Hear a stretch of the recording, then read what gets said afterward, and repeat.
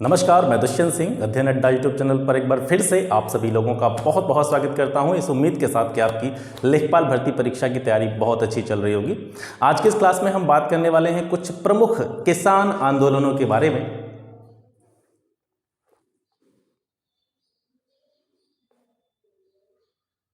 नमस्कार, अध्ययन अड्डा यूट्यूब चैनल पर मैं दुष्यंत सिंह एक बार फिर से आप सभी लोगों का बहुत बहुत स्वागत करता हूं, इस उम्मीद के साथ कि आप सभी की लेखपाल भर्ती परीक्षा की तैयारी बहुत अच्छी चल रही होगी। लगातार अध्ययन अड्डा यूट्यूब चैनल के माध्यम से आपको फ्री क्लासेस जो है लेखपाल भर्ती परीक्षा से संबंधित दी जा रही हैं। आज के इस क्लास में हम बात करने वाले हैं प्रमुख किसान आंदोलनों के बारे में, और ये जो टॉपिक है सर आज का, ये आपका ग्राम समाज एवं विकास के पॉइंट ऑफ व्यू से तो महत्वपूर्ण है ही, इसके साथ साथ आपका जो जीएस वाला सेक्शन है उसकी दृष्टि से भी यह जो टॉपिक है वो बराबर जो है इंपॉर्टेंस रखता है। तो सबसे पहले स्टार्ट करते हैं नील आंदोलनों से। आज हम जनरली उन आंदोलनों के बारे में बात करने वाले हैं जो कहीं ना कहीं उत्पन्न हुए थे जमींदारों के द्वारा किसानों के शोषण के फलस्वरूप। इसके साथ साथ जो भू राजस्व की दरें थीं, लगान हुआ करती थी, उसकी दरों को बढ़ा दिया गया था, और अंग्रेजों की उपनिवेशवादी जो नीति थी, अंग्रेजों की जो शोषणवादी जो नीति थी, उसके फलस्वरूप भारत में जो प्रमुख किसान आंदोलन हुए उनके बारे में आज हम चर्चा करेंगे। सबसे पहले नील आंदोलन को देखते हैं। नील आंदोलन कब हुआ था? 1859-60 के समय में नील आंदोलन हुआ था, और इसका जो स्थान है ये कहाँ पे हुआ था? ये बंगाल में हुआ था। बंगाल के नदिया जिले का गोविंदपुर गांव, इस जगह से इस नील आंदोलन की शुरुआत हुई थी। आपसे इसके नेतृत्वकर्ताओं के बारे में भी पूछा जा सकता है कि नील आंदोलन का नेतृत्व बंगाल में किसने किया था। तो इसके नेतृत्वकर्ताओं में जो प्रमुख नाम आते हैं वो हैं दिगंबर विश्वास और विष्णु विश्वास। ठीक है, ये दो व्यक्ति थे जिन्होंने इस पूरे नील आंदोलन को क्या किया था? लीड किया था। ठीक है, 1859-60 में ये हुआ था, बंगाल में हुआ था, नदिया जिले के गोविंदपुर गांव से इसकी शुरुआत हुई। दिगंबर विश्वास, विष्णु विश्वास के द्वारा जो है इसको क्या किया गया? लीड किया गया, इसका नेतृत्व किया गया। अब जानते हैं कि नील आंदोलन के कारण क्या थे। दरअसल जो अंग्रेज थे या जो ब्रिटिश खेतिहार थे वो क्या करते थे? किसानों से ज़बरदस्ती नील की खेती करवाते थे और फिर उसको जो है बाहर एक्सपोर्ट करते थे। ऐसी जगहों पर भी जहाँ पर गेहूं और जो है चावल की फसलें बहुत अच्छी तरीक़ा से उगाई जा सकती थी, उन जगहों पर भी उनको गेहूं चावल की खेती न कर देने, जो है गेहूं और चावल की खेती नहीं करने देते थे, और उस जगह पर नील की खेती उनसे ज़बरदस्ती करवाई जाती थी। एक प्रथा जो है इस पूरे नील आंदोलन में जो इसके कारण के रूप में देखी गई है वो है ददनी प्रथा। ठीक है, ददनी प्रथा क्या होती थी? जो किसान होते थे, किसानों को बहुत कम पैसे दे करके, ठीक है, बहुत कम पैसे दे करके, यानी उनका जितनी भी ज़मीन होती थी, जिस ज़मीन पर अंग्रेज उनसे नील की खेती करवाते थे, उस ज़मीन के बदले में या उसकी खेती के बदले में उनको बहुत कम पैसे पहले ही दे दिए जाते थे, और उनसे एक एग्रीमेंट साइन करवा लिया जाता था, एक करारनामा उनसे जो है लिखवा लिया जाता था, चाहे फसल कितनी भी हो और कितनी भी अच्छी हो। ठीक है, तो ददनी प्रथा इसी को कहते थे। अंग्रेजों के द्वारा किसानों को बहुत कम पैसे देकर अग्रिम रूप से पहले ही, यानी फसल उत्पन्न होने से पहले ही उनसे कि आपकी जो भी क्रॉप होगी, आपकी जो भी फसल होगी, जो आप अपने खेतों में उत्पादन जिसका करेंगे, उसकी रेट चाहे कितनी भी हो मार्केट में, लेकिन उनसे पहले ही किसानों को एक रेट बता करके, बहुत कम जो रेट हुआ करती थी वो रेट बता करके उनसे पहले ही एग्रीमेंट उन्होंने साइन करवा लिया जाता था। इसी को ददनी प्रथा कहा जाता था। तो कहीं ना कहीं इस पूरे व्यवस्था में अंग्रेजों की पूरी उपनिवेशवादी नीति में किसानों का अत्यधिक शोषण किया गया। ठीक है, जिसके कारण से ये नील आंदोलन जो है फूट पड़ा। जबरन नील की खेती के लिए, जैसा कि मैं आपको बता रहा था, जबरदस्ती किसानों को नील की खेती करने के लिए बाध्य किया जाता था। उनको गेहूं और चावल जैसे खाद्यान्नों को भी उगाने नहीं दिया जाता था। ठीक है, हरीशचंद्र मुखर्जी इस आंदोलन में बड़े सहयोगकर्ता माने जाते हैं। हरीशचंद्र मुखर्जी जो थे ये हिंदू पैट्रियट के संपादक थे। हिंदू पैट्रियट एक पत्र था, समाचार पत्र था, उसका संपादन हरीशचंद्र मुखर्जी के द्वारा किया जाता था। इस समाचार पत्र के द्वारा इन्होंने किसान जो थे, नील की खेती करने वाले जो किसान थे, उनकी समस्याओं को लोगों तक पहुंचाने का कार्य किया था। तो कहीं ना कहीं हरीशचंद्र मुखर्जी जो कि हिंदू पैट्रियट के संपादक थे, इनका इस आंदोलन में काफ़ी सहयोग या समर्थन देखने को मिलता है। नील दर्पण एक पुस्तक थी, इसका नाम भी आपने सुना होगा। ये नाटक है नील दर्पण, और ये किसके द्वारा लिखा गया है? दीन बंधु मित्र के द्वारा। ये प्रश्न भी काफ़ी इंपॉर्टेंट है, आपसे पूछा जा सकता है। नील दर्पण जो नाटक है ये दीन बंधु मित्र के द्वारा लिखा गया है, और इसकी जो विषय वस्तु है, इसकी कहानी का जो आधार है वो कहाँ से लिया गया है? इन्हीं नील आंदोलनों की समस्याओं से। जो नील किसान हुआ करते थे, नील की खेती करने वाले जो भी कृषक हुआ करते थे, उनकी समस्याओं से जो है जुड़ा हुआ यह नाटक था, जिसे नील दर्पण कहा जाता है। दीन बंधु मित्र के द्वारा ये लिखा गया था।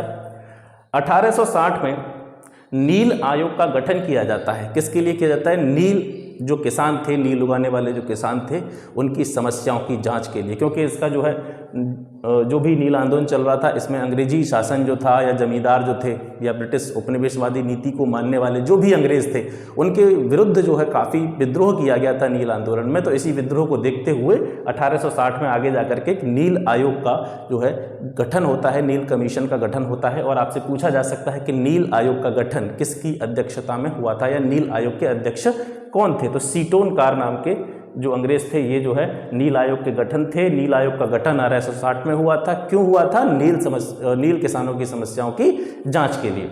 और फिर इस आयोग ने एक रिपोर्ट पेश की थी, यानी उन्होंने पाया कि वास्तविकता में जो नील किसान हैं उनका अत्यधिक मात्रा में शोषण किया गया है, उन पर काफ़ी अत्याचार हुए हैं और इस वजह से इन्होंने एक नोटिफिकेशन जारी किया, एक अधिसूचना जारी की आयोग ने। कौन से आयोग ने? नील आयोग ने। और इस अधिसूचना के आधार पर नील की खेती करने वाले जो किसान थे उनको नील की खेती करने की जो बाध्यता पहले से दी जा रही थी, उनको बाध्य किया जाता था नील की खेती करने के लिए, तो वो जो बाध्यता थी वो बिल्कुल समाप्त कर दी गई थी। ठीक है, तो नील आंदोलन आपको समझ में आ गया। इसके बाद में चलते हैं पाबना विद्रोह की तरफ। 1873-76 में ये जो हुआ था पाबना विद्रोह, बंगाल के पाबना नामक स्थान पर या पाबना जिले में हुआ था, ये बंगाल में हुआ था। ठीक है, और इस स्थान का नाम पाबना था, इसी के नाम पर इसका नाम पाबना विद्रोह पड़ा। इसके जो प्रमुख नेतृत्वकर्ता थे वो थे ईशान चंद्र राय, केशव चंद्र राय और शंभूपाल। ठीक है, इन तीन व्यक्तियों के द्वारा प्रमुख रूप से इस आंदोलन को लीड किया गया था। इसका कारण क्या था? प्रमुख कारण जो पाबना विद्रोह का था वो था जमींदार जो थे उनके द्वारा जो लगान की दरें थी, भू राजस्व की जो दरें थी वो अत्यधिक मात्रा में बढ़ा चढ़ाकर किसानों से वसूल की जाती थी। इसी के कारण ये पाबना विद्रोह जो है हुआ था। ठीक है, इसकी जो विद्रोह है, इस विद्रोह की सबसे प्रमुख बात क्या है कि जो भी किसान थे जिन्होंने भी यह विद्रोह किया था, जो कि जमींदारों के द्वारा ली जाने वाली उच्च लगान दरों से संतुष्ट नहीं थे, उनका एक कहना था कि वो जो है यानी जो किसान थे उन्होंने एक नारा दिया था इसमें कि हम जो है महारानी और केवल महारानी की रैयत होना चाहते हैं। तो यहाँ से ये स्पष्ट होता है कि जो किसान थे, जो पाबना विद्रोह में सम्मिलित थे, ये कहीं ना कहीं ब्रिटिश शासन से परेशान नहीं थे। ये भारतीय जो जमींदार थे, स्थानीय जमींदार थे, उनके द्वारा जो शोषण इनका किया जा रहा था उससे परेशान थे। ठीक है, तो याद रखेंगे आप, पाबना विद्रोह 1873-76 में ये हुआ था। इस विद्रोह में किसी भी रूप में किसानों के द्वारा ब्रिटिश शासन का विरोध नहीं किया गया था। मैं आपको बता रहा हूं क्योंकि इन्होंने इस विद्रोह में किसानों ने एक नारा दिया था। क्या नारा दिया था? कि हम महारानी और सिर्फ महारानी की रैयत होना चाहते हैं। रैयत का मतलब होता है प्रजा। ठीक है, जनता, रैयत जनता को कहते हैं, प्रजा को कहते हैं। वो कहते हैं हम महारानी के, मतलब अंग्रेजों का शासन चल रहा था भाई, ब्रिटेन की जो महारानी हुआ करती थी उसी का शासन चल रहा था। तो इन्होंने कहा था बेशक अंग्रेजों का शासन हमारे ऊपर चल रहा है लेकिन हम अंग्रेजों की ही रैयत होना चाहते हैं, महारानी की ही रैयत होना चाहते हैं। हम जो परेशान है वो मेनली किससे परेशान है?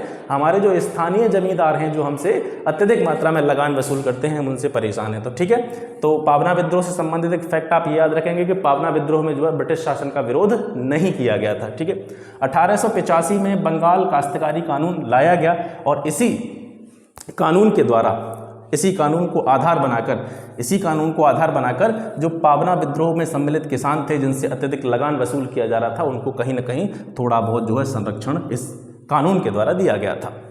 दक्कन उपद्रव 1875 में हुआ। कहाँ पे हुआ सर? पुणे और अहमदनगर, ये दोनों स्थान जो है महाराष्ट्र में पड़ते हैं आपके।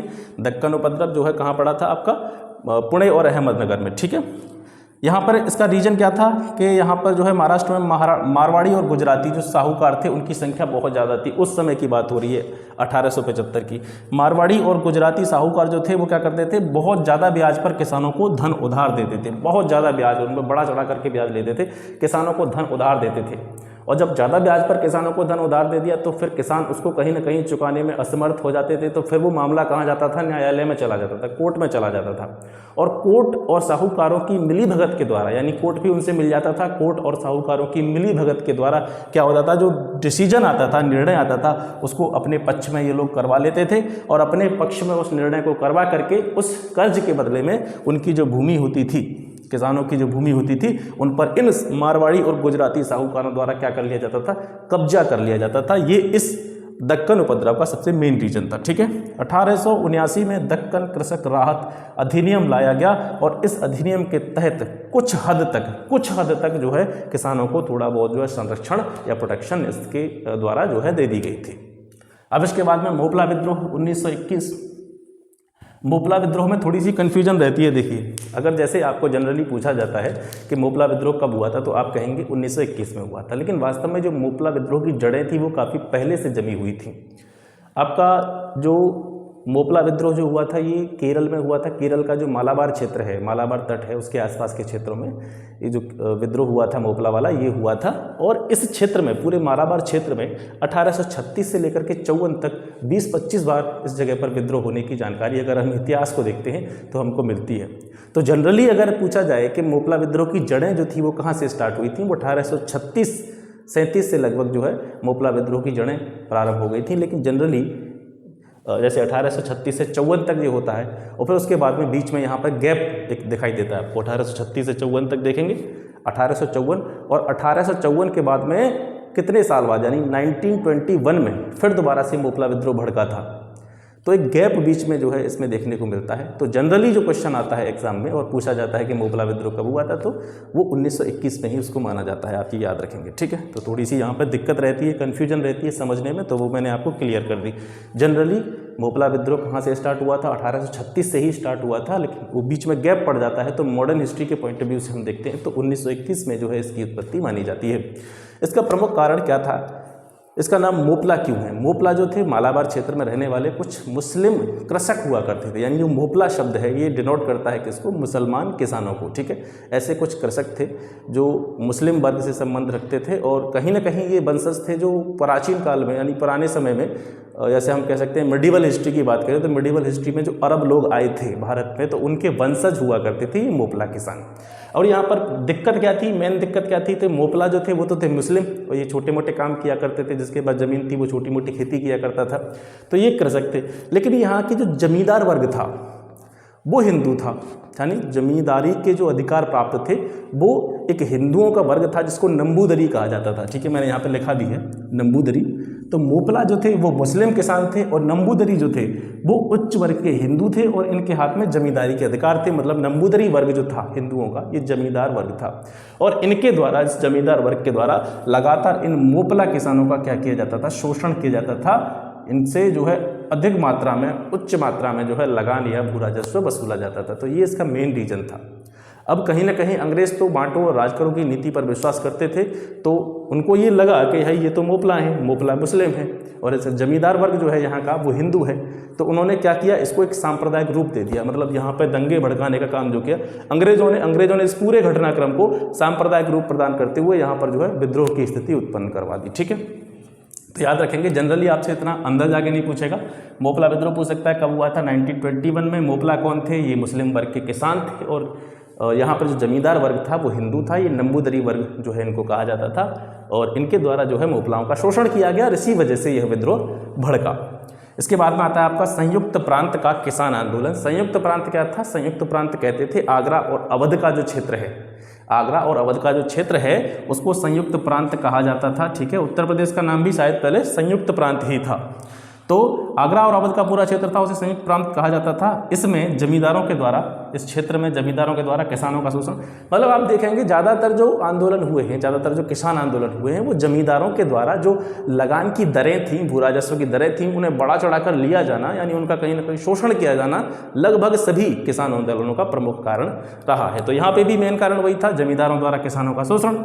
1918 में उत्तर प्रदेश किसान सभा की जो है स्थापना होती है गौरी शंकर मिश्र के द्वारा, इसी आंदोलन के तहत। और इस आंदोलन में जो है, इसी आंदोलन के तहत 1918 में उत्तर प्रदेश किसान सभा की स्थापना होती है। किस किस के द्वारा, गौरी शंकर मिश्र, इंद्र नारायण द्विवेदी और मदन मोहन मालवीय के द्वारा। अगर पूरे संयुक्त प्रांत के किसान आंदोलन का नेतृत्व की बात करें, ठीक है, इसको लीड करने की बात करें, तो बाबा रामचंद्र के द्वारा जो है इसको लीड किया गया था। और 1920 में अवध किसान सभा जो है इसकी प्रतापगढ़ में जो है बाबा रामचंद्र के द्वारा क्या की गई थी, स्थापना की गई थी।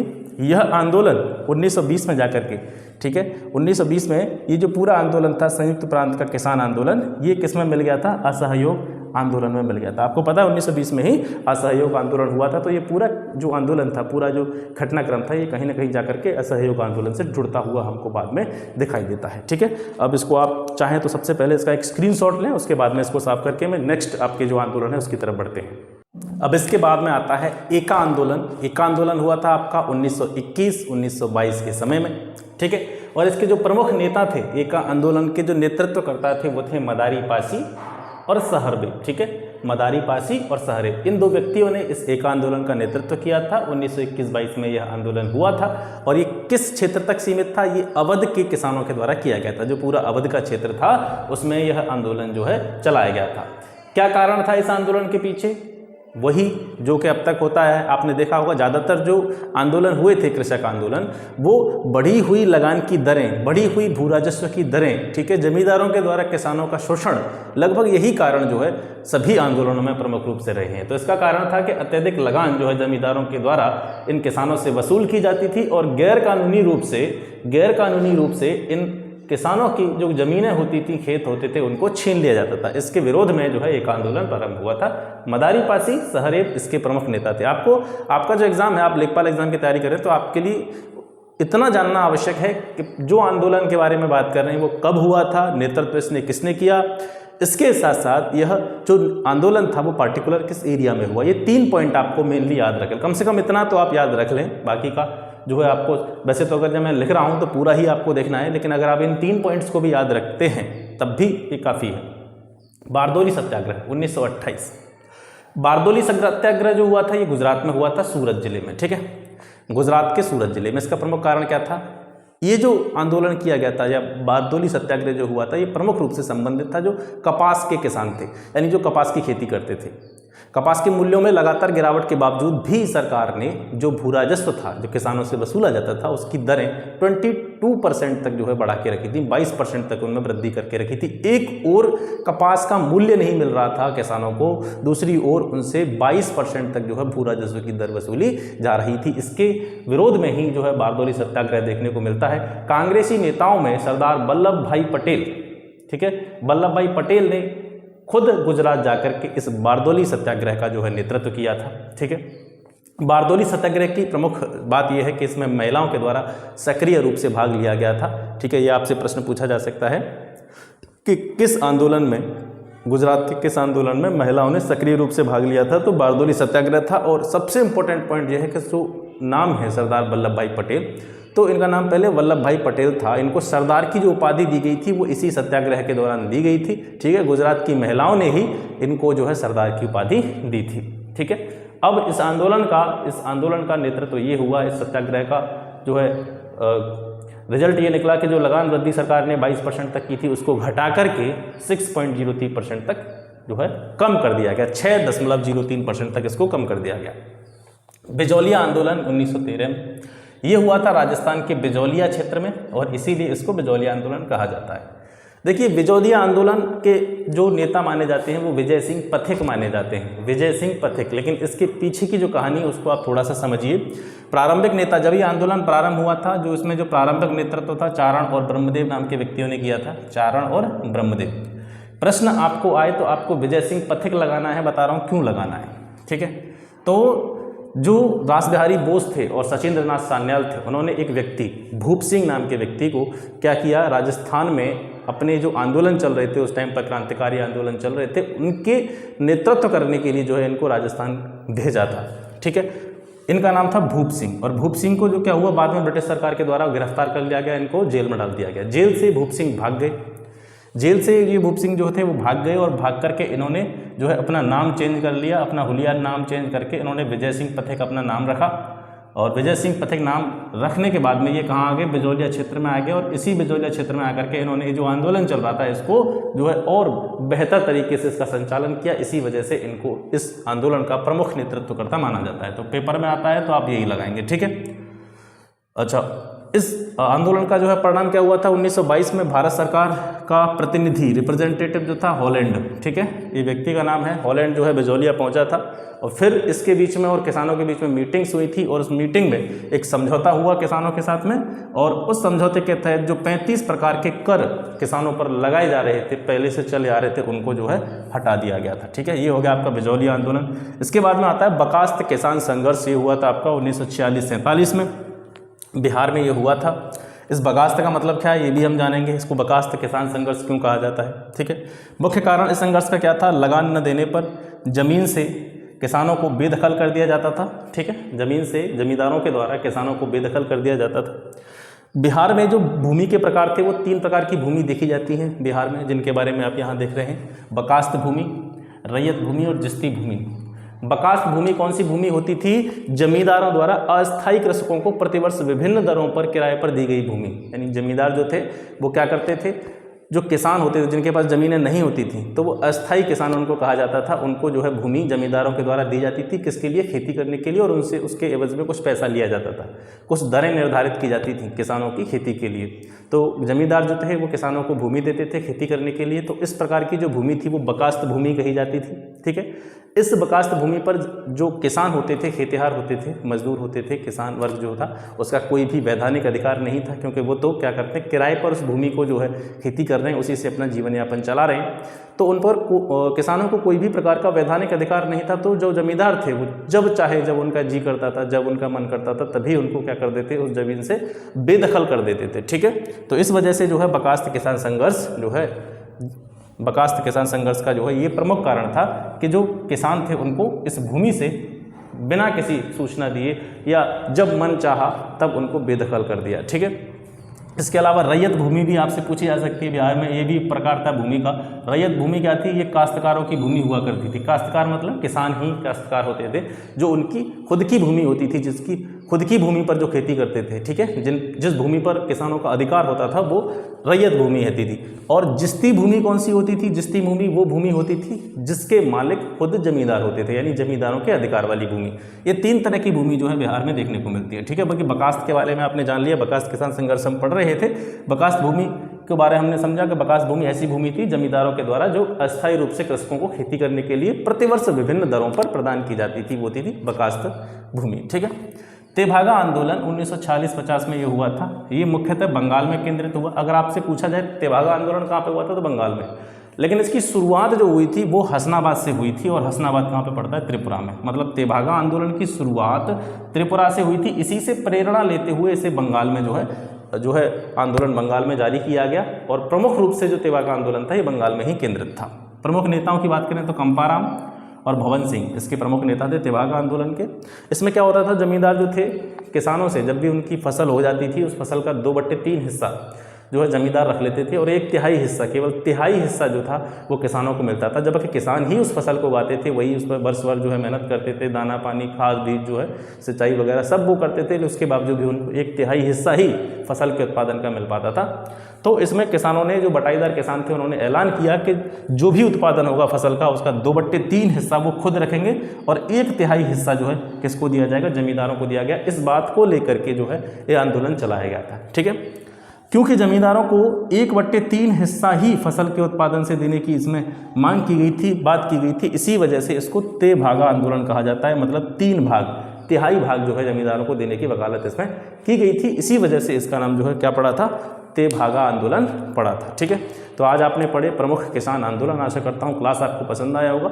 यूपी लेखपाल की लगातार क्लासेस आपको इस चैनल के माध्यम से बिल्कुल फ्री ऑफ कॉस्ट दी जा रही हैं। लगातार आप इनका लाभ उठाएं, और जितने भी ज़रूरतमंद आपके मित्र हैं, ज़रूरतमंद जितने भी हमारे भाई हैं, उनको ये वीडियो शेयर करें ताकि वो भी अपनी तैयारी जो है बहुत बेहतर तरीके से कर सकें।